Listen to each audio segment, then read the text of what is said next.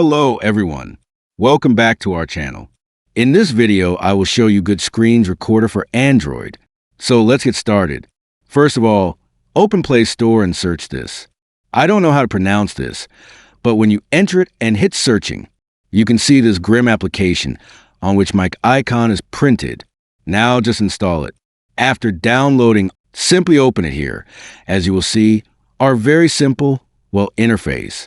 As you can see, my one call is showing here. As this you will find your all calls here. I'll click on 3 lines at the top right corner. From here, you can select your call's arrangement by date or by fill size.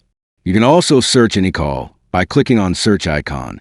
Now, click on 3 lines at the top left corner. Now from here, you'll see calls like incoming, outgoing, starred, etc. You can see all recording size, all number recordings at the top. That's it if you found this video helpful.